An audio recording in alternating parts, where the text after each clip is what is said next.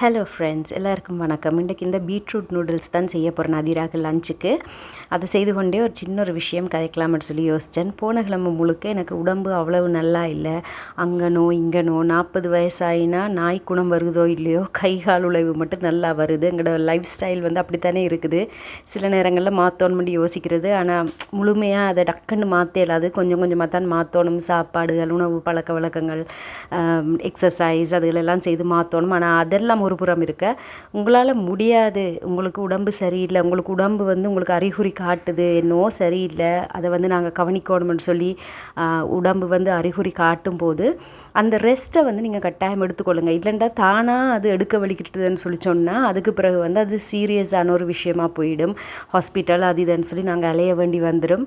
அதுக்கு முதலே அது சின்ன சின்ன அறிகுறிகள் காட்டேக்கே நாங்கள் அதுக்குரிய ரெஸ்ட்டையும் அதுக்குரிய தேவையான சமயத்தில் அதுக்குரிய வைத்தியங்களையும் நாங்கள் செய்து எடுத்துக்கொள்ளணும்.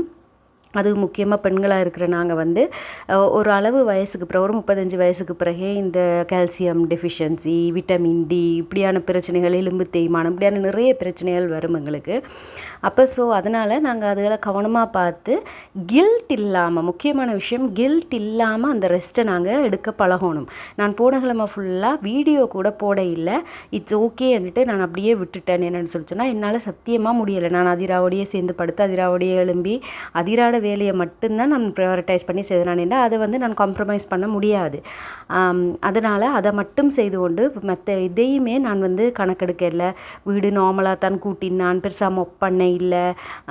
ஆனால் அது இட்ஸ் ஓகே. உடுப்பு மடிக்க இல்லை, இட்ஸ் ஓகே. நீங்கள் ஸ்டில் நீங்கள் வேர்த்தான ஒரு ஆள் தான். நீங்கள் எந்த கில்ட்டும் இல்லாமல் தயவு செய்து உங்களோட உடம்புக்கும் மனசுக்கும் தேவையான ரெஸ்ட்டை எப்பப்போ அது தேவைப்படுதுன்னு சொல்லி உங்களுக்கு காட்டுதோ அப்பப்போ நீங்கள் அந்த ரெஸ்ட்டை கட்டாயம் எடுத்துக்கொள்ளுங்க.